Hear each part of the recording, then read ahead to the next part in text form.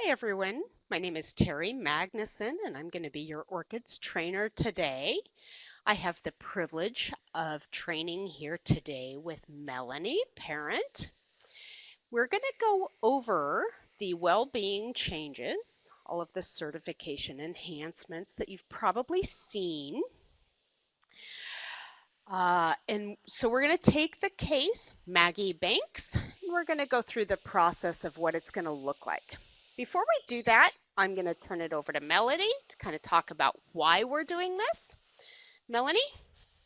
Great. Really, the design changes that have been made to the ORCID certification enhancements have been a process for over a year to really look at how can we have some better system functionality to help us adhere to our work and certification more precisely. We've had a series of audits, both from the Secretary of State and through our federal 4E audits, which we have continued to see some of the similar problems, and there really haven't been any stopgaps in the ORCID system to help us to see when we're making an error that will cause a problem with an audit and will potentially cause a problem with issuing a certificate when we should not have by our own rules.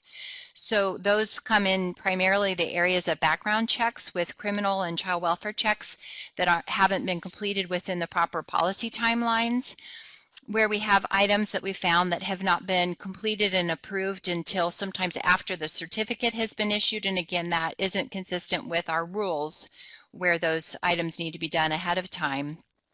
And so really the design changes made in ORCIDs now are going to help us do our work in a more precise way, have more success with our audits, have some improvements in safety related to that, and also you'll see better matching of the language in rule, that the current language that we're using will match what you're doing in the system. So for example, changes have been made in the types of certificates, calling them temporary certificate, which is consistent with our current language.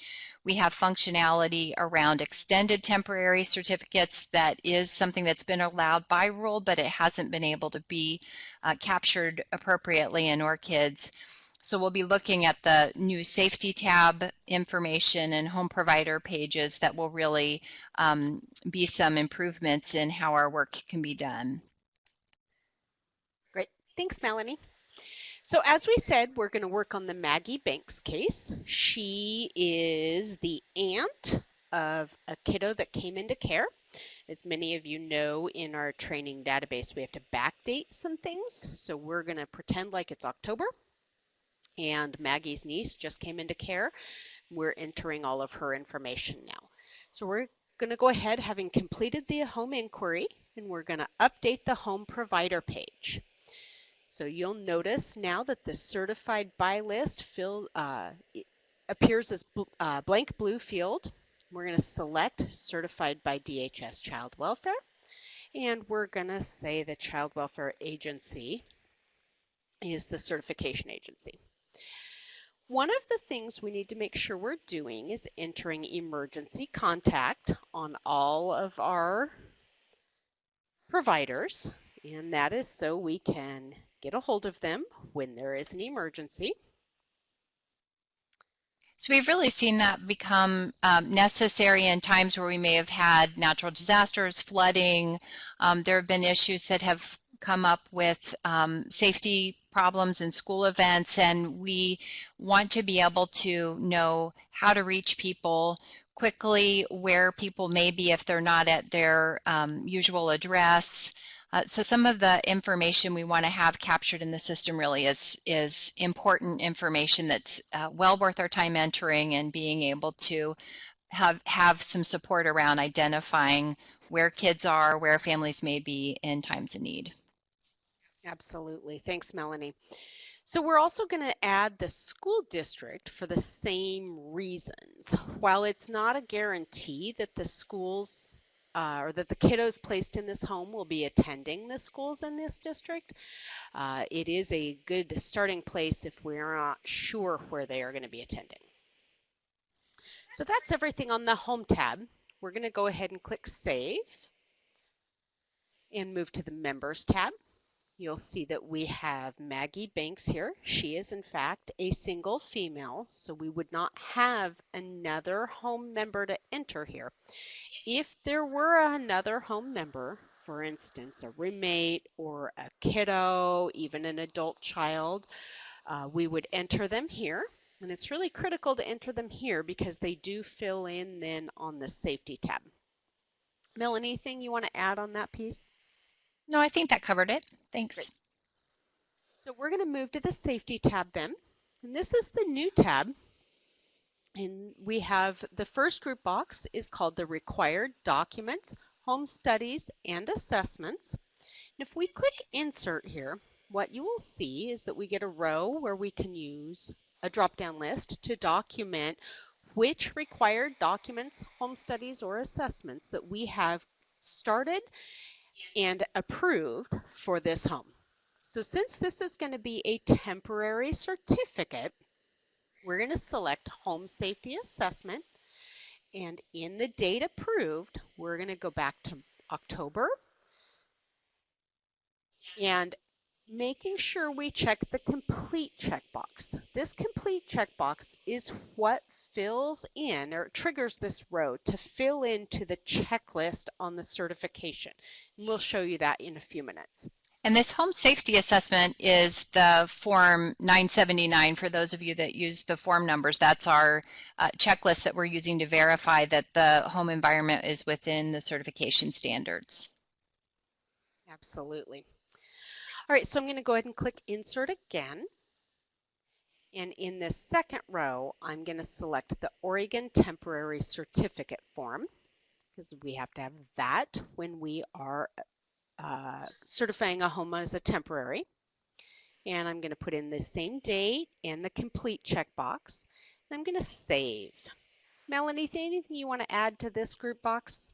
Sure, and when we're talking about the Oregon Temporary Certificate form, this is the form that really shows the narrative of the information that you've gathered about the family thus far that we're downloading currently from the SAFE website.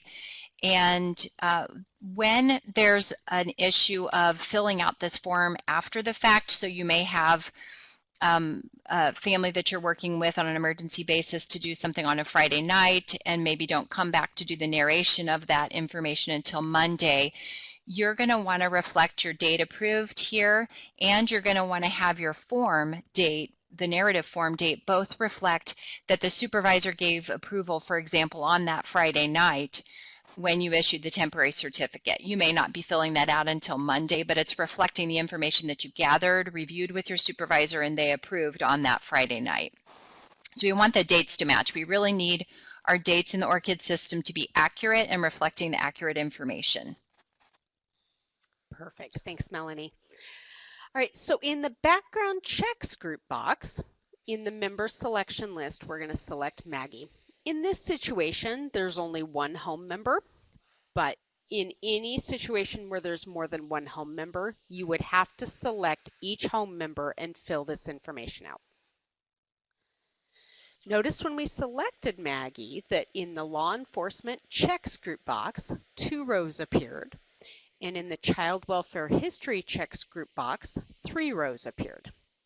So scrolling back up to the law enforcement checks, to do a temporary certificate, we need to have completed an in-state crim check, which we did on October 3rd. The result was no crimes. But Melanie, do you want to talk about what would happen if we needed an exception or a 1011D? Right. So if, in fact, we find that there were crimes that would require management approval, that a fitness determination has to be made, you wouldn't be able to proceed with issuing that temporary certificate until that decision had been made. So you're going to be reflecting here that the management approval was given, for example, and checking the box, and the date of approved then would be the date that the supervisor approved that fitness determination, or the proper level manager who is required for the particular criminal history that you found. So in our example today, we're saying no crimes, but it could be that there is crime, and maybe you could obtain the permission from the proper level of of authorization that same day, or maybe it would take a period of time to gather the information and get that approval, and so your dates may differ here. So for the purpose of demonstration, I'm going to uncheck the no crimes, and I want to show you what's going to happen if you select BCU. You will get this dialog box that says the option BCU is only available for professional, guardianship, private adoption, and DD service providers. Please choose another.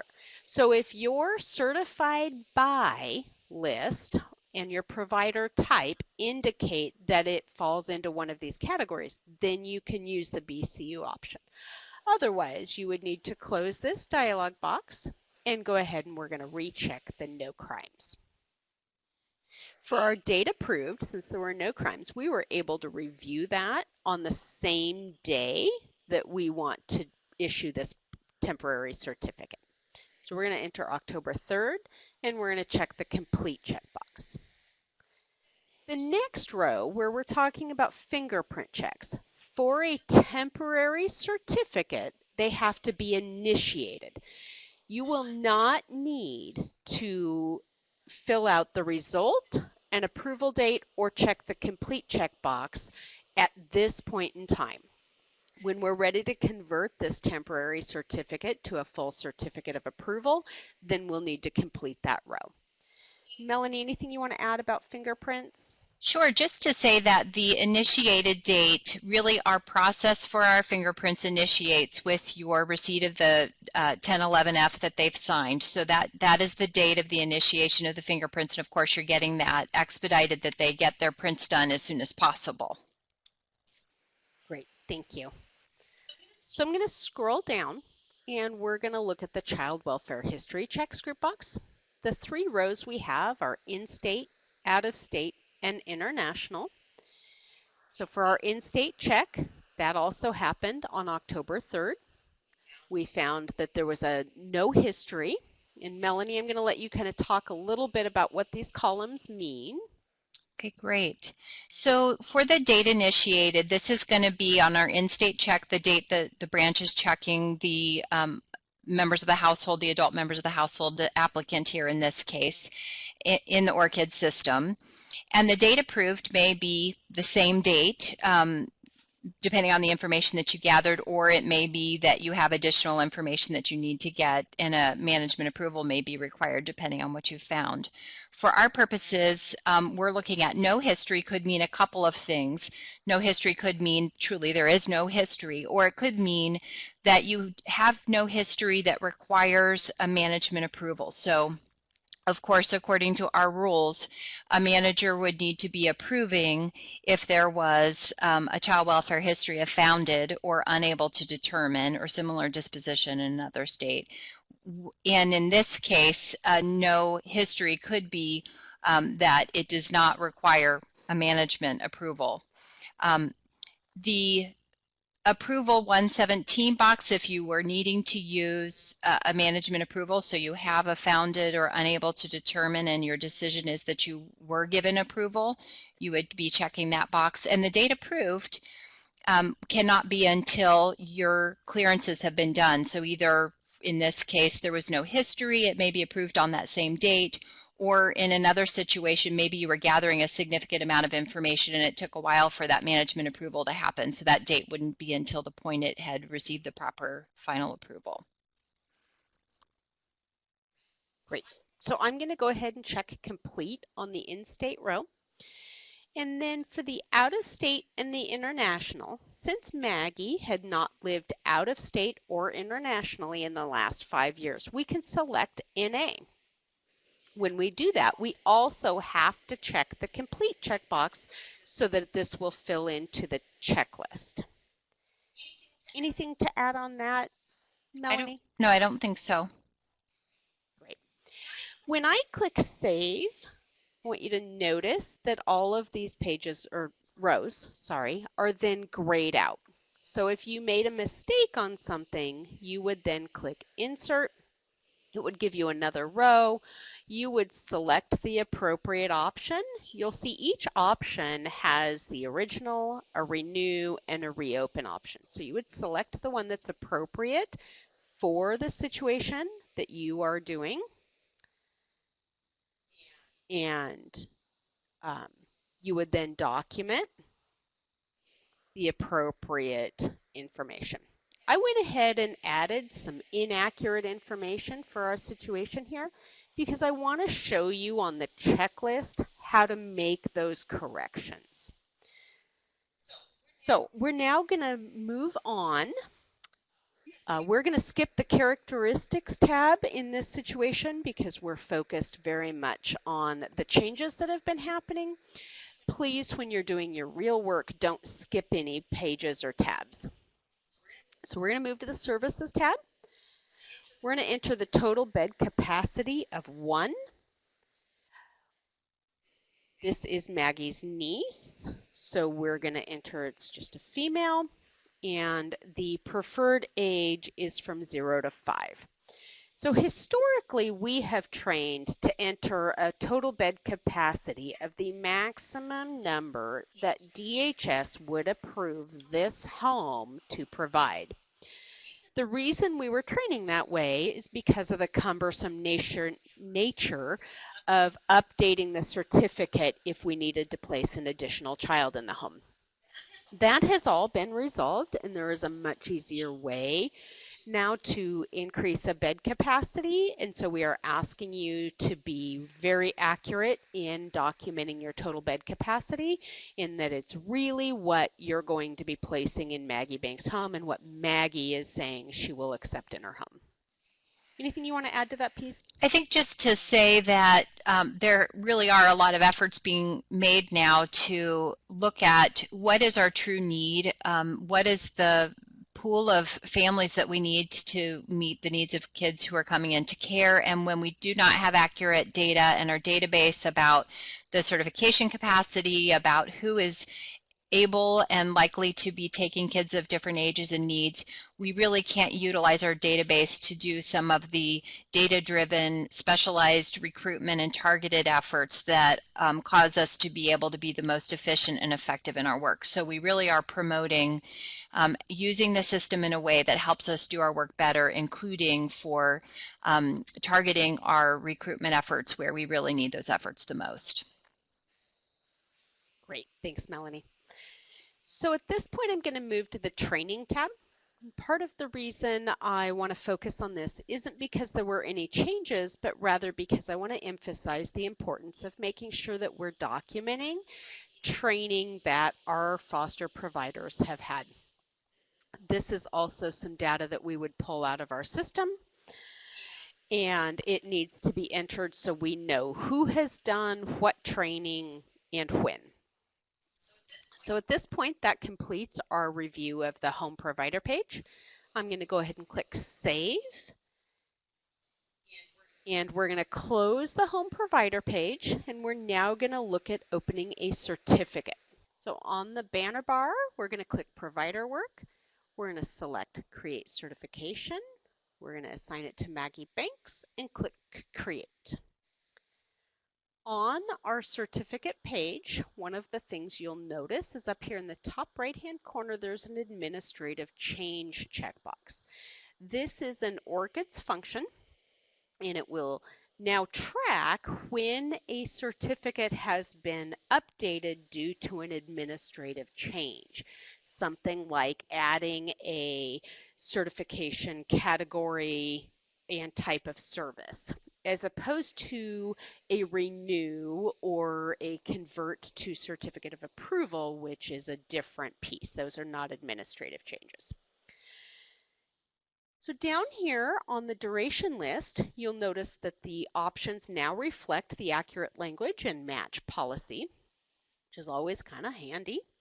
We're going to select temporary, and our application date received, that was October 3rd. And you'll notice that the effective from and the effective to dates filled in. We need to change the effective from back to the October, and that impacted the effective to. So Orchids is filling in your 180 days that you have to complete the requirements for the certificate of approval. We're going to then look at the services tab, and you'll notice we have a total bed capacity of 1 for a female from ages 0 to 5, and we're going to click Edit Certified Services.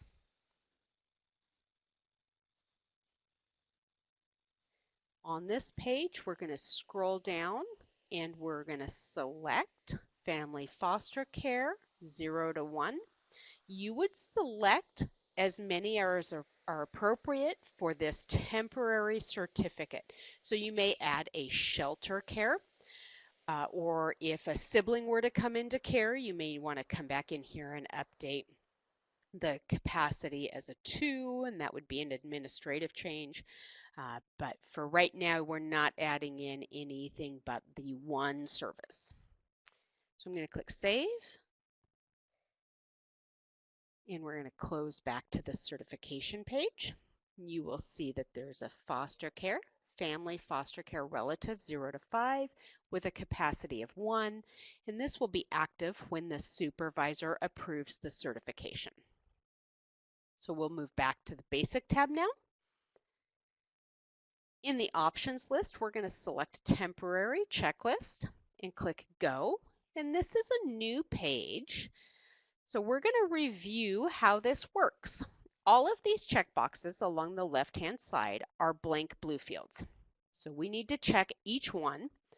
When we check it, what we're essentially saying is that this date approved that pulled in is in fact the accurate date needed to be in compliance with the temporary certificate rules. So if we just move down the checklist and check each one, notice the dates as we go. Look at this, at the end state we have 10-6. Remember on the safety tab I entered one inaccurately, and what we've done here is select the wrong date on accident, and we want to make sure that we have the 10-3 date, because that's when we've really approved the end state. I'm going to leave this inaccurate so that when we get to the point of checking the checklist or the complete checklist checkbox, we can look at the error message that comes up, and then I'm going to show you how to resolve this. So for now, we're just going to keep going down the left-hand side, making sure that we've checked those checklists. In the additional required items group box, you will see the very top checklist says it is not certified by DHS Child Welfare or certified by DHS for a private adoption agency. This is an Orchids checked box, and if it is checked, the items below are not required. If it is not, then you must complete all of the items below. So we're going to select the checkbox, and we're going to put in October 3rd, because that's when we met with this family, this provider, and we made all of our requirements on that day because we are just that good. I want you to make sure that you're putting accurate dates. So don't just pick a date and enter it. In this situation, that worked, and then oftentimes with your temporary certificates, that may be accurate. Otherwise, please make sure you're entering accurate dates. The other tasks expando shows you a couple of things. Don't forget to print the certificate and send it to the provider. Verify emergency contact is entered on the home provider page. Ensure all members of the household, excluding foster children, are entered on the Members tab. And scan all associated documentation into the Orchids file cabinet. So those are just some helpful hints for you. We're going to go ahead and click Save. And we're going to check the complete checkbox and come down here and click Save again. And what happened is we've got this error message. It says, all background check, study, assessment dates, and additional required items, if applicable, associated with this certification must have been approved prior than or equal to its effective date. please either update the information on the Provider Safety tab, Additional Required Items section, or the effective from date of the certification if possible. So if you scroll down, you will see we have a certification effective date of 10/3, and in the required background checks and assessment documents section, we have an in-state child abuse history check of 10/6. So we really shouldn't be backdating a certification prior to that in-state check, but we know that we entered that by mistake. So we're going to close here, and back on that in-state row where we've got inaccurately entered information, we're going to click the background checks hyperlink. What's going to come up are all of the rows that are entered on the safety tab in that group, so we can now select the correct one. So I'm going to select that radio button next to the one that says this in-state check was approved on 10/3, and I'm going to click continue. You will see that that now filled in to the checklist. We're going to recheck the checklist complete and scroll down and save. Melanie, anything you want to add to any of this?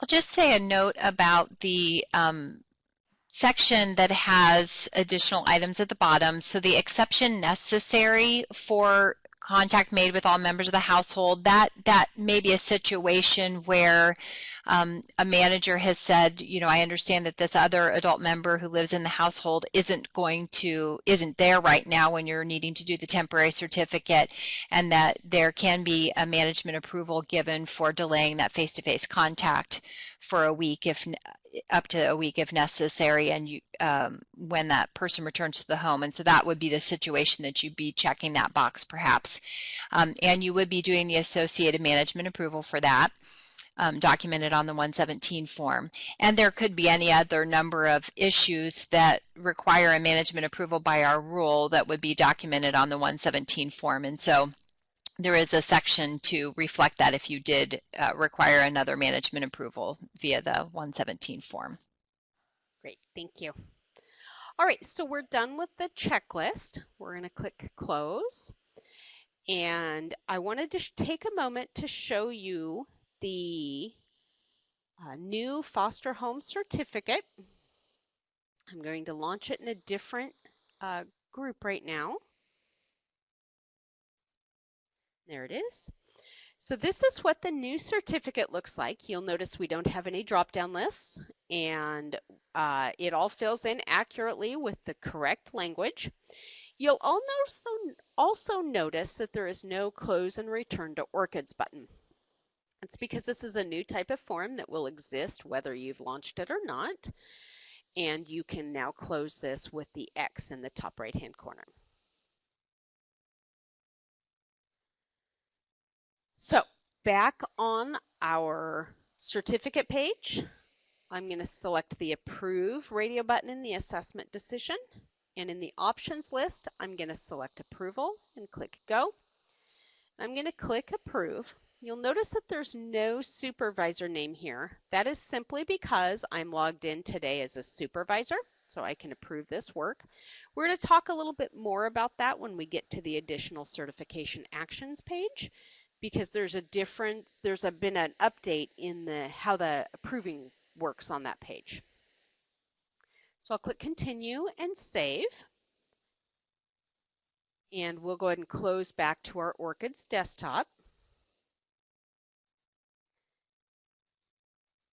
And once I refreshed the certifications icon, you will see we now have a temporary certificate that is pending. And nope, it's not pending anymore. It's active and temporary. Sorry, my fault there. We're now going to look at the additional certification actions page. So we're going to go back to that approved certificate, and we're going to say that it is now March, and we're ready to update this certificate to a full 2-year certificate. So in the options list, we're going to select additional certification actions and click Go.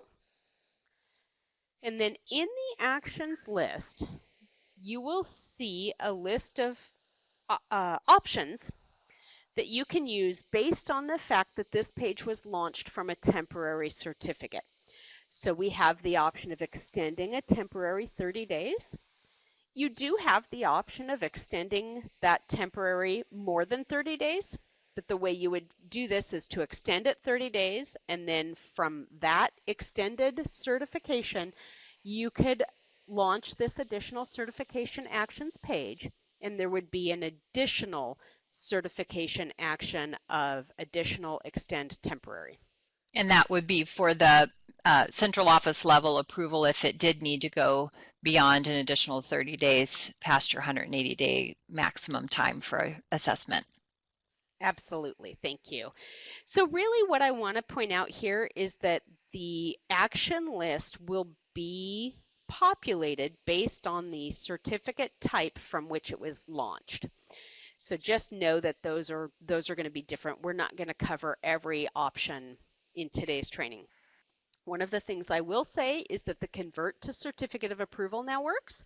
So we're going to be able to do that. It's going to be a lot nicer and smoother process, and you guys are going to have to calculate your dates. So we're going to select the convert to certificate of approval. Our effective date is the date at which point in time all of the 2-year requirements were met. You don't want to wait until the 180 days if you've met them before that 180-day mark. You should update it then. The reason for that is that we get federal reimbursement when we have a full certificate of approval. Anything to add to that, Melanie? Just again, as we understand that folks are really busy and it sometimes can take a long amount of time to complete all of the activities for the assessment, but we do really want to have the full benefit of the safe tools and the study and the work you're doing as early as possible to know that we understand the issues and dynamics with families.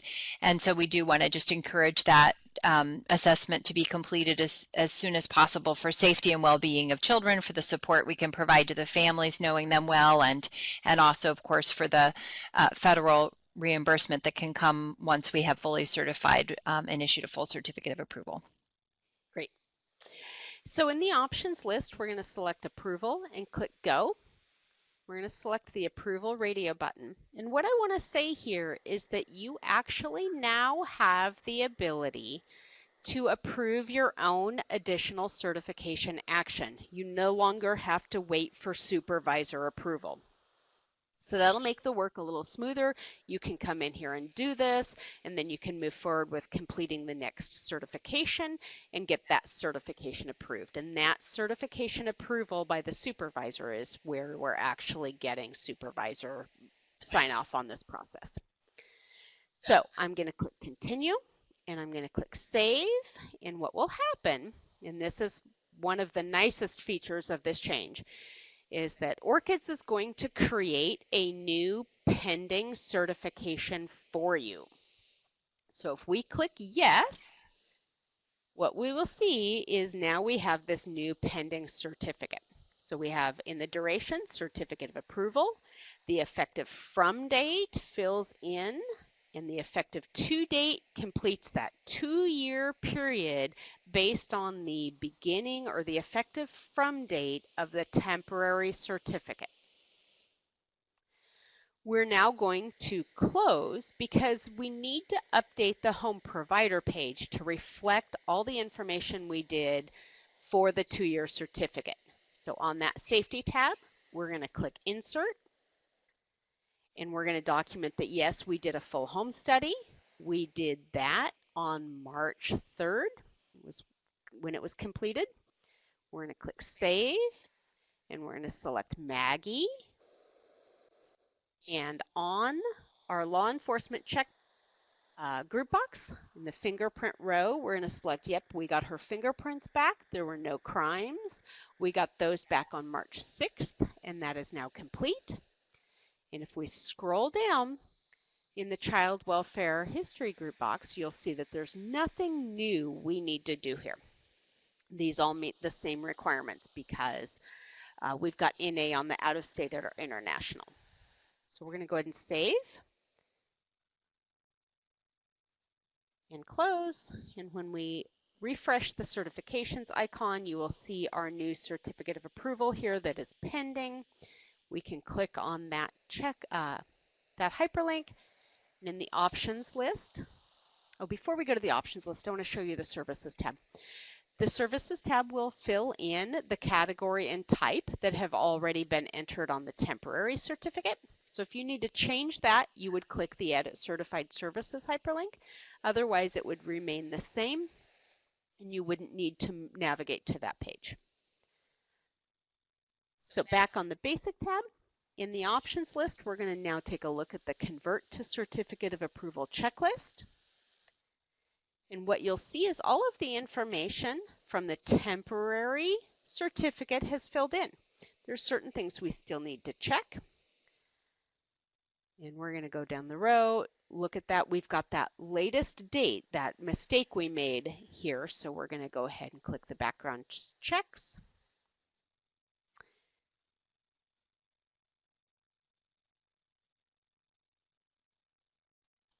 I clicked the wrong one. I'm going to click this one, and there is the right date.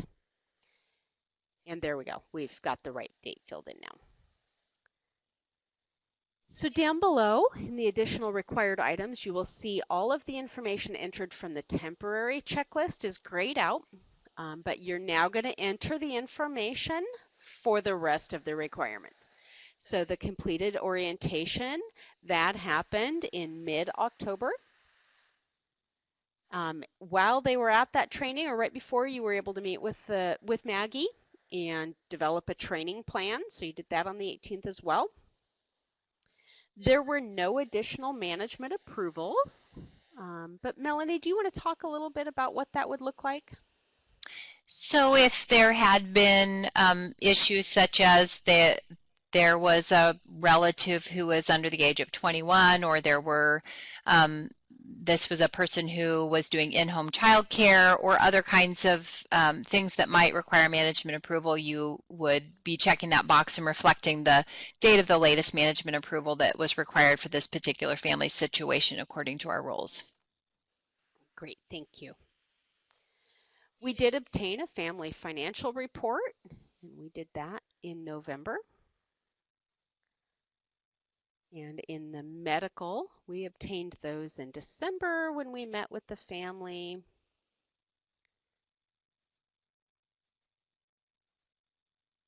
And our 2 references. So the date we're going to put in for those are the date that you got all 4 completed, so your last one.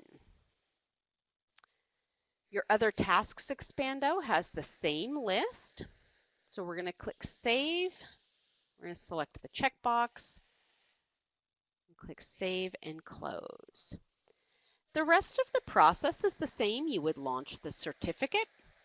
You would send this for approval, and then you would be good to go. Melanie, anything you want to add?